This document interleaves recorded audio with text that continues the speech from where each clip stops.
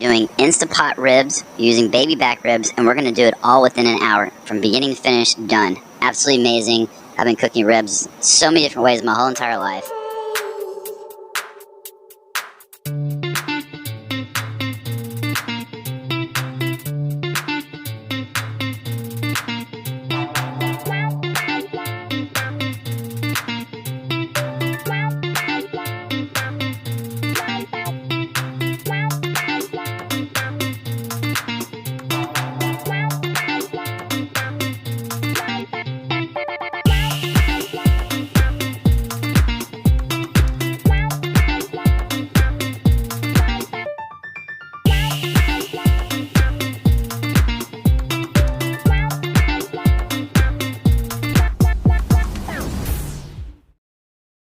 Want to eat them and fall off the bone.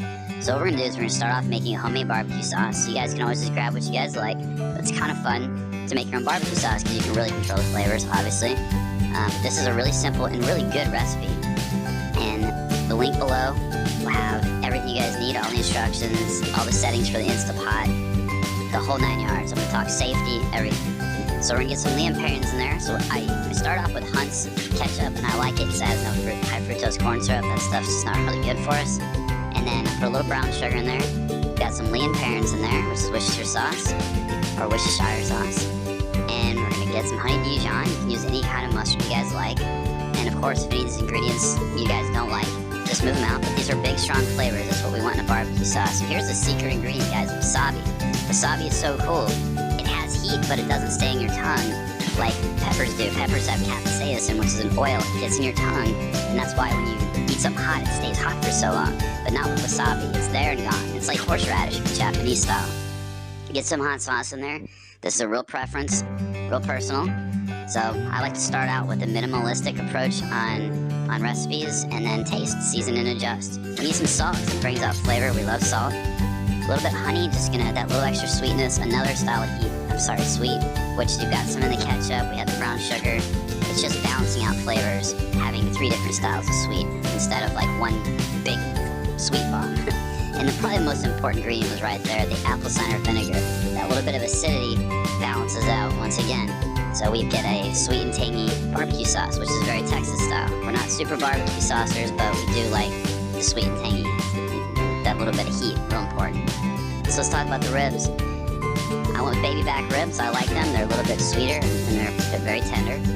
One thing to look at is how thick your ribs are, because all ribs aren't going to be the same size. And we'll talk about in a moment how to adjust your Instapot cooking for that very thing. But overlook your ribs. I like a meaty rib. I think most people do. You want a little bit of fat on the top. Be sure to, once you pull them out of the pack, rinse them under water and dry them off. Real important. And we're going to start with some honey. Now classically, use some honey or mustard to help your dry rub, your seasoning stick. For me, I don't like the mustard. I think it does affect the flavor. Some people think this doesn't do anything to the flavor. I would strongly disagree with them. But for me, it's honey. It's mustard for you, go for it. But those are the 2 really mainstream popular ones there. And we're gonna start doing some dry rub. Now I've got an offer for you guys. If you guys, I'm gonna have a link below, and I swore I'd never do.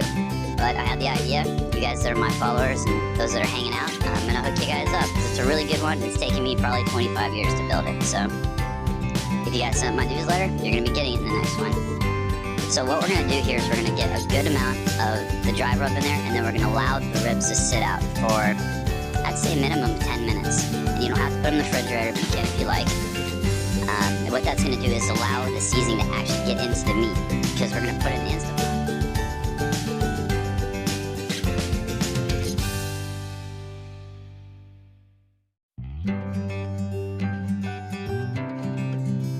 Skip that, please.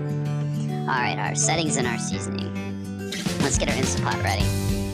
Super awesome ingredient. Apple juice and apple and pork are really good friends, so it makes good sense.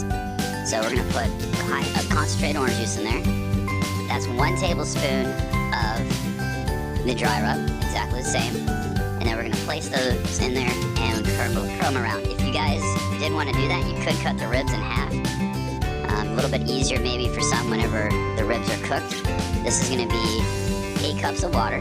Pretty much what we're doing is put enough water to almost cover the ribs. I've tried this before with less water, and it turns out better with more water. It's just a more moist cooking process. So secure your lid.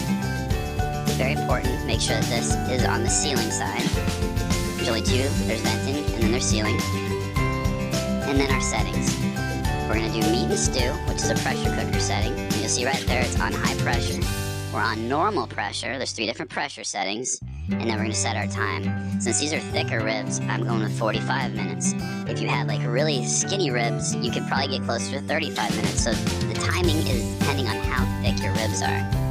So when it's done, you'll see that it'll count down, and then it's going to show you this L00.